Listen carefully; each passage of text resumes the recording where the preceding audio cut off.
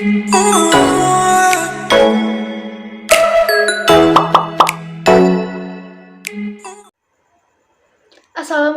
warahmatullahi wabarakatuh. Perkenalkan, nama saya Alvina Salsabila dengan NIM 431200100209. Di sini saya akan mempresentasikan analisis kinerja keuangan PT Graha Layar Prima Tbk dengan analisis rasio dan analisis DuPont.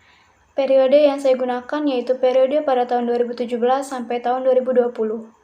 Di mana dosen saya sendiri yaitu Ibu Dian Primanita Oktasari, SEMM, selaku dosen pada mata kuliah Manajemen Keuangan. Terima kasih selamat menyaksikan. Latar belakang. Secara umum, pelaporan keuangan adalah laporan yang berisi pencatatan uang dan transaksi dalam sebuah bisnis, penjualan maupun pembelian. Sederhananya, pelaporan keuangan dibuat untuk mengetahui kondisi finansial perusahaan secara keseluruhan, sehingga para pengguna informasi akuntansi dapat melakukan evaluasi dan pencegahan dengan tepat jika kondisi usaha sedang mengalami masalah. Sektor barang konsumsi primer mencakup perusahaan yang melakukan produksi atau distribusi produk dan jasa.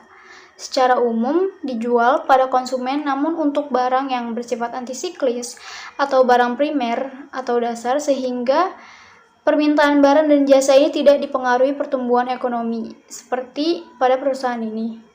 PT Graha Layar Prima Tbk atau BLTZ mengalami peningkatan sebesar 335 juta dari penjualan bersih pada tahun 2018 dan aset BLTZ pada 2020 sebesar 2 triliun. Selanjutnya yaitu kajian pustaka. Pada manajemen keuangan, yaitu membahas, mengkaji, dan menganalisis bagaimana para manajer keuangan mempergunakan seluruh sumber daya perusahaan yang dimana bertujuan memberikan profit bagi si perusahaan dan pemegang saham. Sedangkan pada laporan keuangan itu sendiri merupakan informasi yang menggambarkan kondisi perusahaan tersebut. Selanjutnya yaitu ada kinerja keuangan, di mana kinerja keuangan itu suatu keberhasilan suatu perusahaan dalam menghasilkan laba. Serta yang keempat, yaitu tujuan analisis. Yang pertama ada likuiditas, solvabilitas, aktivitas, dan profitabilitas. Analisa laporan keuangan. Pertama ada rasio likuiditas. Rasio likuiditas terdiri dari rasio lancar, rasio cepat, dan rasio kas. Yang kedua ada rasio aktivitas, yang terdiri dari perputaran persediaan, perputaran piutang, perputaran total aset, dan rata-rata umur piutang.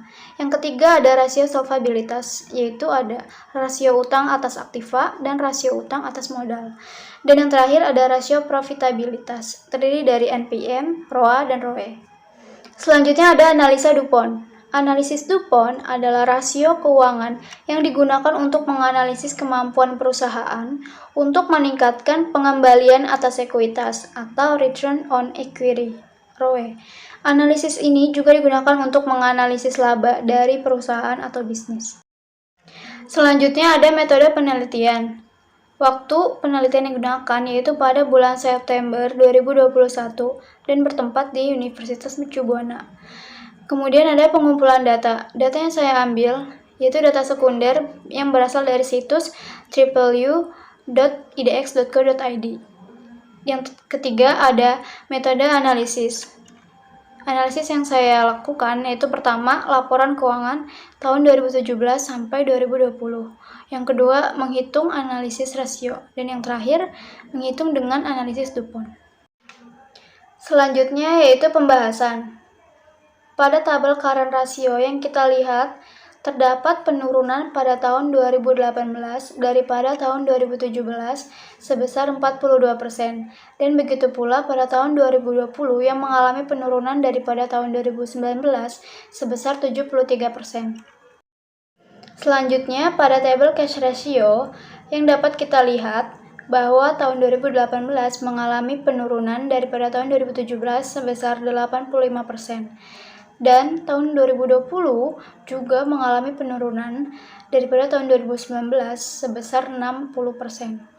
Kemudian pada tabel debt ratio dapat kita lihat bahwa tahun 2018 menurun daripada tahun 2017 sebesar 4%. Namun, pada tahun 2020 meningkat daripada tahun 2019 sebesar 91%. Selanjutnya, pada tabel Debt to Equity Ratio, dapat kita lihat bahwa tahun 2018 mengalami penurunan daripada tahun 2017 sebesar 7%, dan tahun 2020 juga mengalami penurunan daripada tahun 2019 sebesar 62%. Pada tabel Receivable Turnover, terdapat penurunan pada tahun 2018 daripada tahun 2017 sebesar 5%, dan terdapat penurunan pula pada tahun 2020 daripada tahun 2019 sebesar 25%. Kemudian pada tabel Total Asset Turnover, terdapat peningkatan pada tahun 2018 daripada 2017 sebesar 37%. Namun pada tahun 2020 mengalami penurunan daripada tahun 2019 sebesar 0,86%. Pada tabel Return on Equity yang kita lihat, terdapat peningkatan pada tahun 2018 daripada tahun 2017 sebesar 174%, dan terdapat peningkatan pula pada tahun 2020 daripada tahun 2019 sebesar 736%. Kemudian pada tabel Return on Asset mengalami peningkatan pada tahun 2018 daripada tahun 2017 sebesar 180%, dan mengalami peningkatan pula pada tahun 2020 daripada tahun 2019 sebesar 321%. Selanjutnya yaitu analisis DuPont. Dapat kita lihat pada gambar, di mana hasil analisis DuPont menunjukkan bahwa ROE PT Graha Layar Prima pada tahun 2018 mengalami peningkatan sebesar 174%, dan pada tahun 2020 mengalami peningkatan pula sebesar 736%. Hal ini disebabkan karena adanya peningkatan pada ROA tahun 2018 sebesar 180% dan tahun 2020 sebesar 321%. Walaupun ada penurunan pada penggandaan ekuitas pada tahun 2018 sebesar 2%, namun tahun 2020 mengalami peningkatan sebesar 102%. ROA mengalami peningkatan dikarenakan adanya peningkatan pada perputaran aktiva pada tahun 2018 sebesar 37%, dan mengalami penurunan pada tahun 2020 sebesar 0,8%.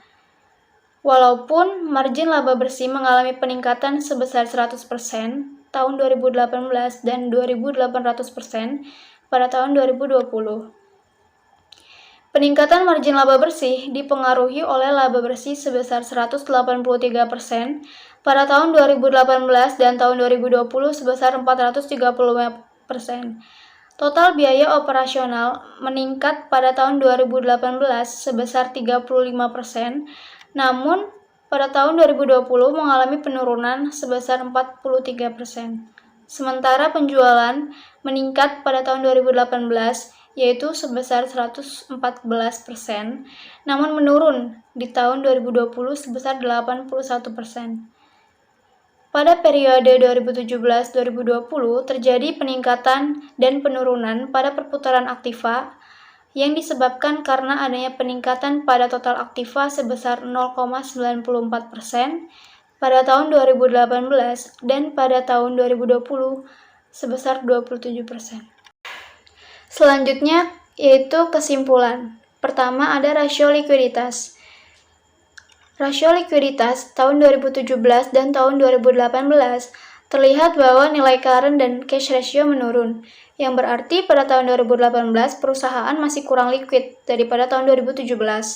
Dan begitu pula dengan rasio likuiditas pada tahun 2019 dan tahun 2020, yaitu nilai current dan cash ratio menurun. Itu berarti pada tahun 2020 perusahaan masih kurang liquid daripada tahun 2019. Yang kedua ada rasio solvabilitas. Rasio solvabilitas tahun 2017 dan 2018 terlihat bahwa nilai debt ratio dan debt to equity menurun. Yang berarti pada tahun 2018 aktiva dibiayai oleh ekuitas.